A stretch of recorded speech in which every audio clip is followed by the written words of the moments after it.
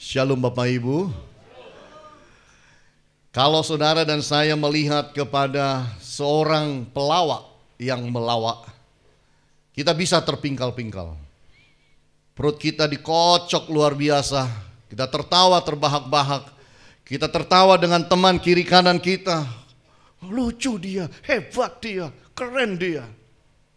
Tapi tahukah Bapak Ibu, pelawak itu nggak ada yang langsung begitu aja. Pelawak itu selalu mempersiapkan diri. Selalu itu. Ada seorang pelawak terkenal di Amerika, namanya adalah Jerry Seinfeld. Jerry Seinfeld top. Kalau dia melawak, semua orang tertawa. Tapi dia juga mengaku, orang pikir saya gampang melawak. Tidak gampang, karena saya harus persiapkan. Dan dia berkata begini, orang banyak tidak tahu, saya itu menghabiskan ribuan lembar kertas menulis joke-joke tersebut.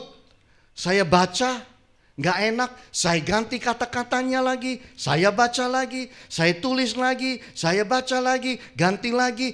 Orang gak tahu di belakang layar bahwa saya itu menulis dan merubah, mengganti. Saya coba kata-kata tersebut, saya potong, saya tinggikan intonasi saya berhenti sejenak, saya buat mimik wajah, melihat di kaca dan lain sebagainya. Orang tidak tahu, saya latihan. Intinya adalah kerja keras. Untuk seseorang menjadi yang top, itu tidak pernah ada yang namanya kebetulan. Tapi semua dilalui dengan sebuah kerja keras. Tidak ada pemain golf itu asal main jadi top, itu tidak ada. Betul? Tidak ada namanya penyanyi asal nyanyi jadi top. Nggak ada. Kita tidak tahu saja di belakang layar itu berapa lama mereka latihan, berapa lama mereka kerja keras, kita tidak tahu. Seorang perenang berenang dengan sangat baik, sangat cepat, top dunia. Kita cuma bilang enak ya dia, medalinya banyak ya, menang olimpiade terus menerus, hebat dia. Kita tidak tahu di belakang layarnya. Orang itu ada di kolam berenang tiap hari 8 jam. Kita tidak tahu. Kita lihat orang yang potongan badannya itu bagus banget. Bodybuilder namanya. Kita bilang hebat ya, badannya dia bagus begitu. Waduh, otot-ototnya keren banget. Kita nggak tahu aja. Dia hidupnya seperti apa, dia kerja kerasnya seperti apa, dia latihannya seperti apa. Kita nggak tahu. Pak Safir di dalam pesta beberapa hari yang lalu duduk di sebelah saya dan bilang kepada saya, Pak, ini ada video keren Pak. Videonya siapa? Lady Gaga Pak. Pak Safir nonton Lady Gaga. Keren loh Bapak Ibu. Saya aja nggak tahu. Ini loh Pak, mana coba? Lagunya judulnya apa? Shallow Pak. Dinyanyikan oleh Lady Gaga dan Bradley Cooper. Baru saja dinyanyikan beberapa saat, yang nonton sudah 233 juta orang. Coba kalau kita pajang itu setahun, itu yang nge-like cuma sedikit. Yang komen cuma sedikit. Yang nonton viewernya sedikit. Tapi itulah Bapak Ibu. Tidak mudah bukan? Untuk menjadi yang terbaik itu. Tetapi Allah tidak mencari dan merindukan saudara menjadi yang terbaik di antara orang lain. Jadilah diri Anda yang terbaik, menurut saya itu paling pas. Kita tidak tuntut anak kita jadi lebih baik dari anak tetangga. Kita tidak tuntut suami kita jadi lebih sukses daripada yang lain. Tapi be your best. jadilah Anda yang terbaik Anda bisa jadi. Saya rasa itu masuk akal. Amin Bapak Ibu. Hari ini kita akan bersama-sama merenungkan firman dengan satu tema, Rise Above Average. Bagaimana kita naik melebihi yang rata-rata. Artinya muncul di permukaan dan mengorbit terus. Bagaimana itu terjadi? Bagaimana itu bisa? Kita mau lihat yang diajarkan firman dalam 1 Samuel pasalnya yang ke-16. Ayat yang ke-14 sampai 18 akan mengajarkan kepada kita basic steps untuk kita bisa naik melebihi yang rata-rata. Nah, apa yang kita jalankan? Apa yang kita lakukan? Apa yang kita harus punya? Nomor 1 disebut distinctive specialty. Sebuah keistimewaan yang sangat berbeda dari yang orang lain punya. Anda harus bisa demikian berbeda dari yang lain. Itu disebut distinctive specialty. Coba kita baca ya. 1 Samuel 16, 14 sampai 18 berkata begini. Tetapi roh Tuhan telah mundur daripada Saul dan sekarang ia diganggu oleh roh jahat yang daripada Tuhan. Lalu berkatalah hamba-hamba Saul kepadanya, ketahuilah roh jahat yang daripada Allah mengganggu engkau. Baiklah tuanku menitahkan hamba-hambamu yang di depanmu ini mencari seorang yang pandai main kecapi. Apabila roh jahat yang daripada Allah itu hingga padamu, haruslah ia main kecapi, maka engkau merasa nyaman.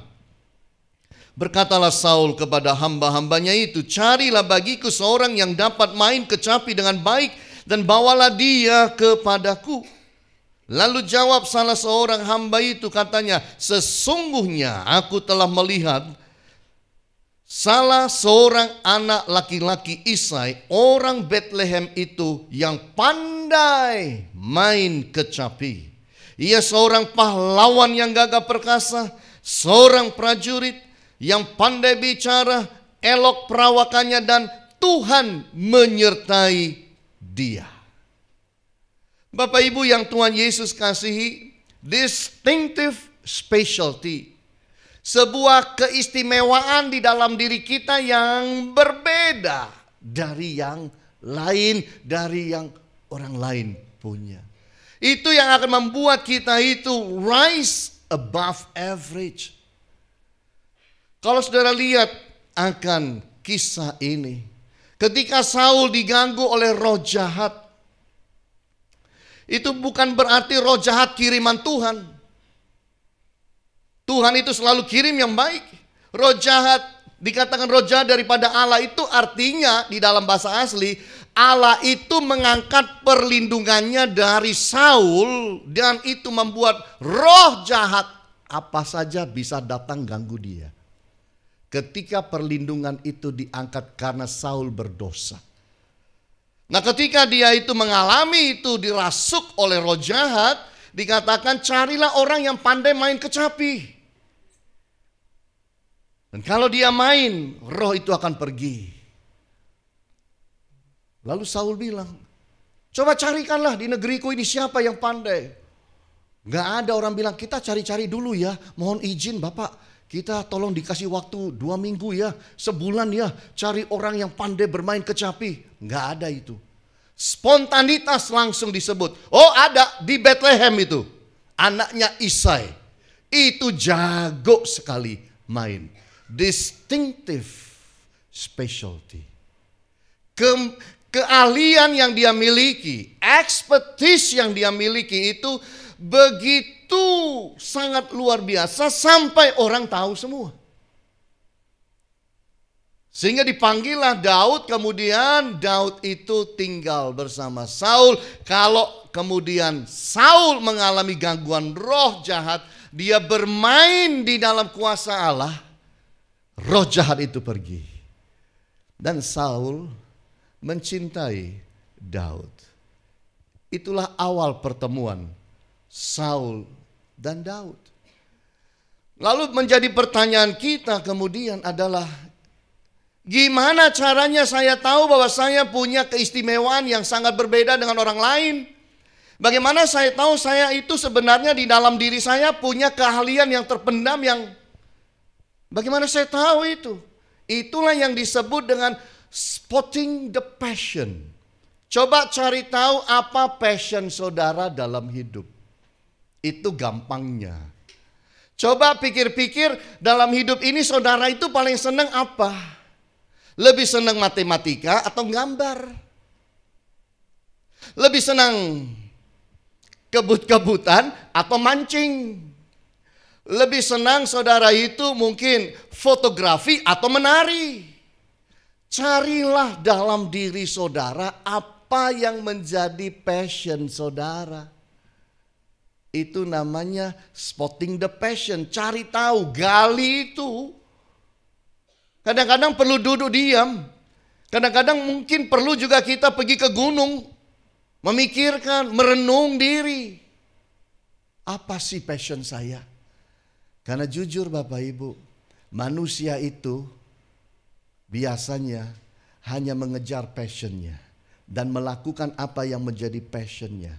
Kalau itu bukan passion saudara, saudara tidak akan sentuh itu dalam hidup. Contoh, saya tidak punya passion dalam hal memancing. Jadi saya tidak akan pernah tiap minggu pergi mancing, itu tidak akan. Hanya pernah coba sekali dengan jemaat yang punya kapal dan kami pergi dan mancing, dan itu pun saya muntah-muntah saudara di laut. Tapi apakah saya kembali lagi, ayo minggu depan lagi? Enggak. Dari sejak itu sampai sekarang sudah sekian tahun. Dan seluruh hidup saya tidak mancing. Why? Bukan my passion. Tapi kalau saudara ngajak saya foto, ayo. Ayo. Mau bicara fotografi? Ayo. Mau foto di mana? Ayo. Asal saya ada waktunya. Ayo aja saya. Passion saya. Sampai saya punya studio sendiri. Karena saya punya passion. Saya punya lampu-lampu studio. 3 set saudara. Karena saya punya passion. Studio saya itu ada di atas satu. Dan ada di situ satu. Nggak kelihatan kan? Itu ada studio saya di sana. Dengan remote control itu layarnya turun. Zzz. Saya punya layar di sana. Ada beberapa warna, ada putih, ada abu-abu, ada beberapa warna di sana. Sembunyi di atas. Kalau saya punya grup besar, tinggal diturunin. Zzz. Bawa kamera, pasang beberapa lampu yang saya punya, foto. Jadi studio di situ. Kok membelani Pak? Passion. Manusia selalu membelani passionnya, titik. Amin Bapak Ibu. Itu sebabnya spotting your passion. Kalau mau rise above average, kalau mau meluncur naik ke atas, nomor 1 spotting the passion. Lalu berikutnya diteruskan, developing the passion. Kembangkan. Jangan jadi orang cuma tahu, oh iya saya ini sebenarnya itu hebat saya di matematika. Terus diem aja, nggak pernah ngapa-ngapain. Saya hebatnya itu menyanyi, diem saja tidak dikembangkan. Saya itu hebatnya itu menari, tidak dikembangkan. Developing the passion. Bukan dilakukan kadang-kadang.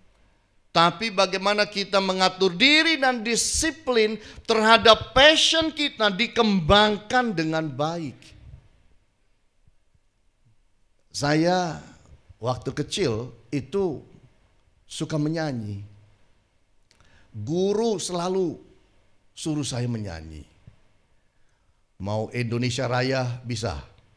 Maju tak gentar bisa, nyiur melambai pun bisa. Pokoknya lagu-lagu begitu semua pada bisa. Dan saya selalu diikutkan lomba menyanyi dari SD saya. Nah, saudara tahu, selalu juara. Juara 1. Tiap tahun juara 1. Tiap tahun. Terus aja. Tapi ya itu, di rumah latihan. Saya SD itu sudah diminta rekaman, masuk dapur rekaman. Ada recording yang minta saya masuk dapur rekaman. Ayah saya tidak izinkan. Dia bilang kecil-kecil masuk dapur rekaman, dapat duit nanti nggak sekolah. Gak usah begitu. Jadi tidak dikembangkan. Lalu jadilah pendeta. Yang dikembangkan itu karena itu panggilan Allah, dikembangkan di situ.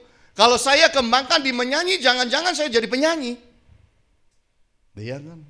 Jadi developing the passion itu penting. Setelah itu sharing the passion. Bagikan, jadikan berkat apa yang menjadi kehebatan saudara, keahlian saudara, keistimewaan saudara, itu jadikan berkat, sharing. Dan itu yang dilakukan oleh Daud. Sharing. Apa yang dia punya, yang dia hebat, dia bagikan untuk jadi berkat bagi Saul. Hebat kan Bapak Ibu? Dan tahukah Bapak Ibu, itulah yang dilakukan oleh bisnismen. Pengusaha itu duduk mikir, saya nggak punya modal, saya nggak punya uang. Tapi saya punya ide, wah ini saya mau kerjakan, wah ini. Kalau passion sudah ada, dia akan dengan mudah mencari dan melobi supaya bisa dapat modalnya, bisa dapat partnernya. Lalu dikembangkan itu. Setelah dikembangkan itu kemudian berdirilah pabrik, jadi pabrik. Lalu apa yang terjadi? Setelah jadi pabrik, dibuat produknya, apa yang terjadi? Sharing the produk, sharing passionnya. Itulah terjadi macam-macam produk di dalam dunia ini. Kan begitu Bapak Ibu. Makanya disebut distinctive. Itu harus beda. Gak hanya orang bikin begitu, ya kita ngikut sama dengan itu. Harus membuat seperti itu tapi punya kelebihan-kelebihan yang lebih hebat lagi dari yang orang lain punya. Itulah distinctive specialty. Di antara kita, Pak Paulus, Ibu Lani punya anak namanya Olivia. Olivia ini biasanya menemani suami, hobinya itu nembak. Ya hobi-hobi, nembak. Awalnya hanya menemani. Tapi mungkin lihat-lihat kok juga fun ya. Jadi akhirnya coba-coba. Karena daripada cuma nungguin suami, ya udah coba-coba. Dalam perjalanan waktu, kok dia menyenangi nih. Enak juga nih, asik juga ini. Latihan tembak menembak ini. Wah terus diikuti. Lama-lama dirasakan, loh kayaknya ini passion saya. Kan begitu. Dikembangkan, latihan terus menerus.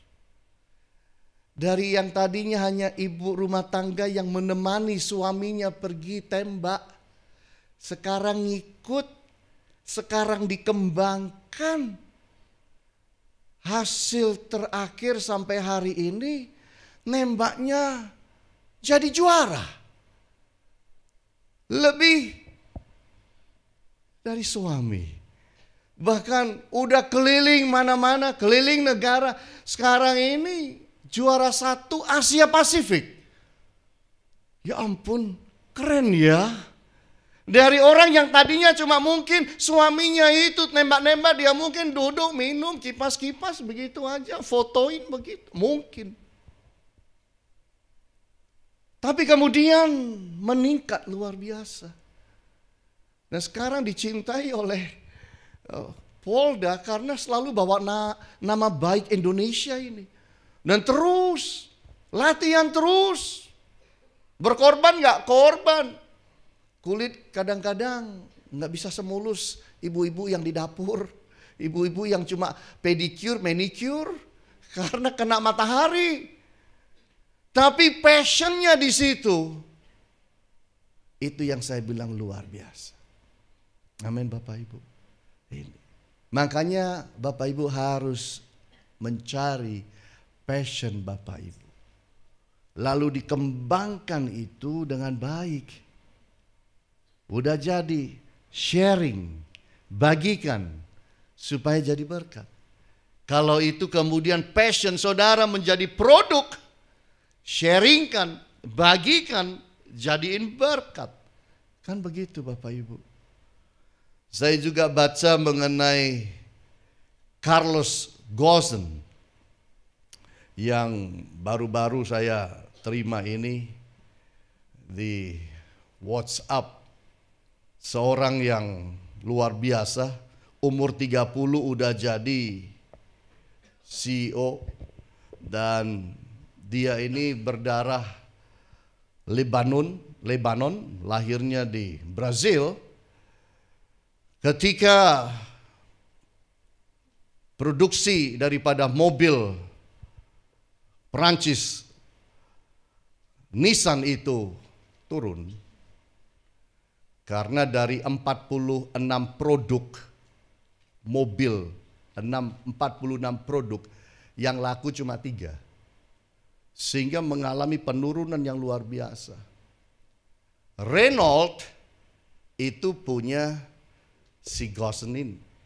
Jadi akhirnya Renault beli saham daripada Nissan 30% lebih. Karena Nissan mengalami kerugian 20 tahun, ya tahun 98 itu ruginya 14 triliun. Jadi dibeli 30% lebih, 36,8% dibeli. Kemudian dikirimlah Carlos Ghosn ini ke sana. Coba kamu perbaiki perusahaan itu. Saudara, dalam waktu 1 tahun utangnya tinggal separuh. Tahun berikutnya naik. Untung. Menjadi hebat. Dia menjadi top manajer yang dikatakan top dunia. Karena mampu merubah sebuah perusahaan yang biasa, yang sudah hancur, yang sudah rugi, naik dan untung. Saya baca itu, saya bilang, wah, ini luar biasa.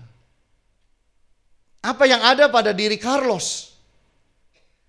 Yaitu passionnya adalah di manajemen.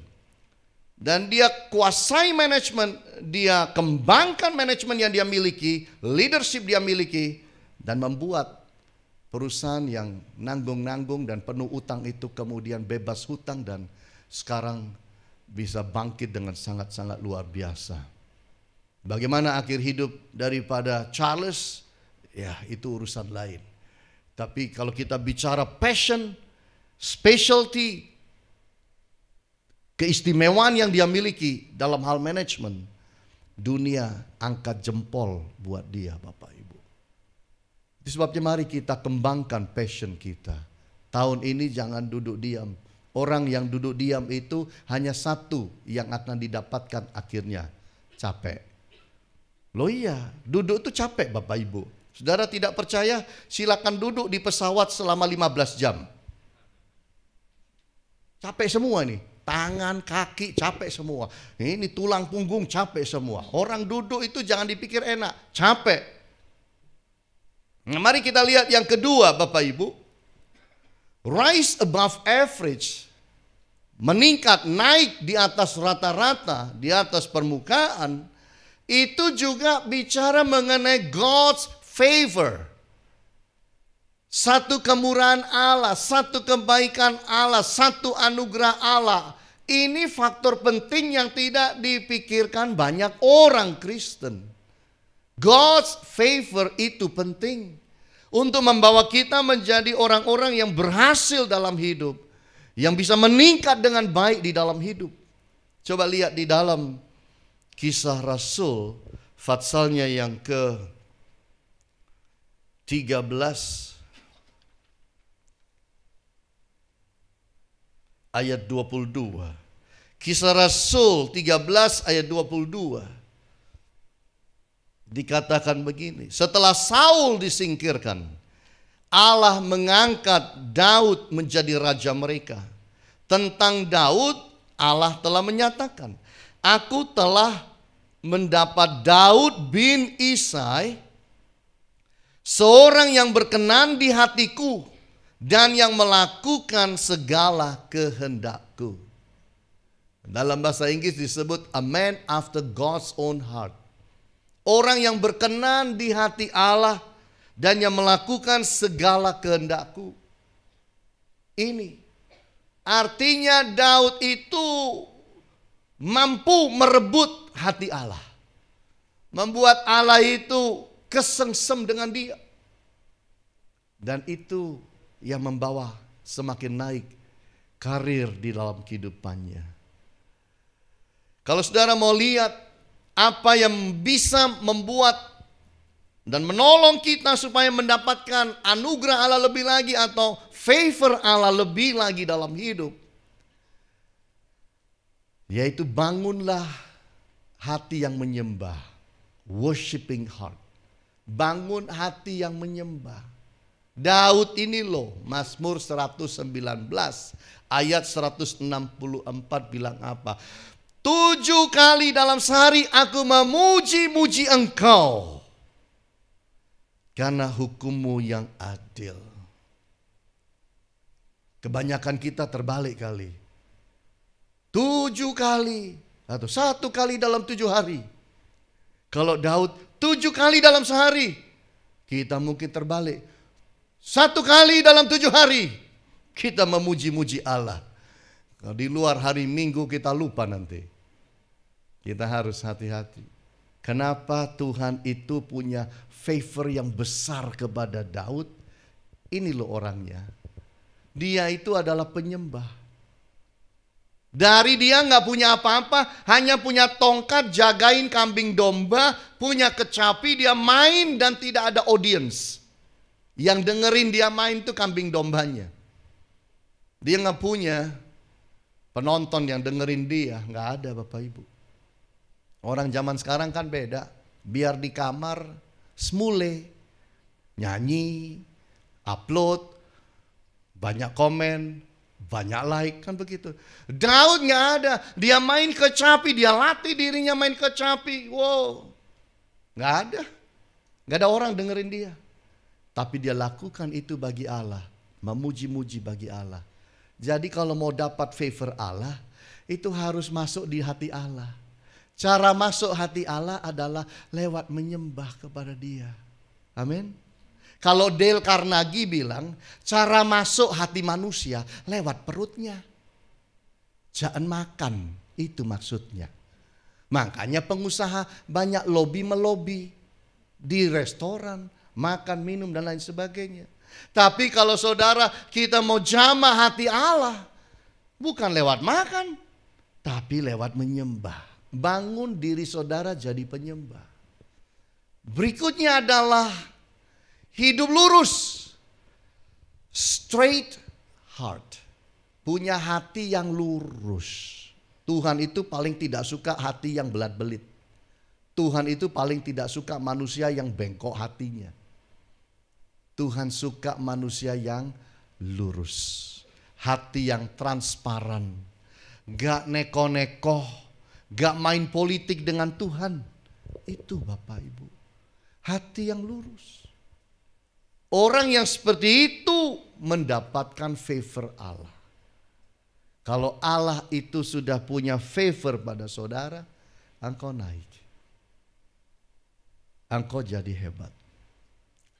Engkau akan dibukakan jalan. Coba lihat Yusuf. Tuhan punya favor gak sama dia? Bagaimana dalam pikiran kita manusia modern, menolong yang namanya Yusuf yang ada di penjara. Bagaimana saudara merubah Yusuf yang ada dalam penjara menjadi orang nomor 2 di Mesir? Coba pikiran politik saudara, kalkulasi politik saudara, bagaimana caranya? Sulit banget kan? Harus lewat berapa banyak cara? Sulit bagi manusia. Berapa waktu yang dibutuhkan? 5 tahun belum tentu dari narapidana menjadi orang nomor 2 paling top setelah raja di Mesir. Nggak ada. Nggak ada orang bisa itu. Kalau Tuhan menaikkan orang dari narapidana jadi orang nomor 2 paling top di sebuah negara, Tuhan cuma butuh waktu beberapa jam. Nggak sampai sehari. Raja bilang, jemput dia coba. Lalu diterangkan arti mimpinya. Wow, gitu ya. 7 tahun kelimpahan, lalu 7 tahun kelaparan. Wow. Tidak ada orang yang seperti engkau, yang penuh dengan roh Allah seperti engkau. Aku angkat engkau sekarang. Nggak pakai lewat jalur-jalur politik yang macam-macam. Betul Bapak Ibu, nggak pakai. Tinggal jemput, bicara, angkat. Selesai. Itu namanya apa? God's favor. Itu namanya anugerah Allah. Kebaikan Allah yang sangat luar biasa. Tapi kalau saudara lihat hidup daripada Yusuf, sama. Ada kemiripan dengan Daud, lurus hatinya. Lurus. Di rumah Potifar nggak mau dia bengkok-bengkok. Lurus. Hebat ya Bapak Ibu. Kerja di rumah Potifar lurus tanpa disupervisi. Ada di dalam penjara lurus. Tidak ada kompromi apapun dengan yang salah. Ini yang menyentuh hati Allah. Lalu kita lihat yang berikutnya, harus punya hati yang penuh kasih. Loving heart. Hati yang penuh kasih. Kalau saudara lihat itu di dalam diri daripada Daud. Daud itu hati penuh kasihnya luar biasa. Lagi enak-enak main kecapi untuk raja. Raja ambil tombak, lempar dia. Nancep di tembok. Ups, nancep di tembok. Dilempar 2 kali. Ups. Gak kena. Raja yang lempar. Gak kena. Kalau Daud mau, diambil tuh tombak. Nih coba dewe, pung. Kalau gak habis dia. Jangankan Saul, Goliat aja habis kok. Betul Bapak Ibu. Karena dia ini pahlawan. Tiap hari urusannya ribut dengan binatang buas yang mau mengganggu binatang piaraannya. Udah terlatih dia, beraninya itu terlatih. Saudara pikir dia takut dengan Saul? Nggak takut, dia respect, bukan takut. Dia mengasihi, bukan takut. Ketika satu kali waktu dia dikejar, lalu kemudian dia sembunyi di goa. Kemudian Saul buang hajat di depan sana. Prajurit di belakang bilang apa? Inilah hari yang Allah berikan kepada engkau untuk membunuh Saul. Udah, dia nggak tahu. Dia lagi asik dengan dirinya sendiri. Dari belakang tikam dia. Dia berkata, aku tidak akan mengusik orang yang diurapi Allah. Dia lakukan firman itu karena dia mengasihi Allah. Dia buktikan dia mengasihi Allah. Dia buktikan dia mengasihi Saul. Datang itu diambil perkakas-perkakas daripada Saul. Keluar dari belakang, pergi ke depan sana, teriak dari atas bukit. Saul, ini barangnya siapa? Ini caldalnya siapa? Kira-kira begitu. Loh, punya aku. Artinya apa? Aku kalau mau bunuh kamu tadi dari belakang, habis kau sudah. Tapi aku tidak. Oh anakku, pulanglah. Mari bersama aku. Engkau begitu baik, aku begitu jahat. Daud membangun dirinya menjadi orang yang tidak membalas kejahatan dengan kejahatan. Dan itu menyentuh hati Allah. Bapak Ibu yang Tuhan Yesus kasihi, kita harus belajar menyembah Allah untuk kita boleh sentuh hati Allah. Hidup dalam dunia modern, kadang-kadang kita sudah lupa menyembah. Kadang-kadang kita bilang, udah biarin WL-nya aja.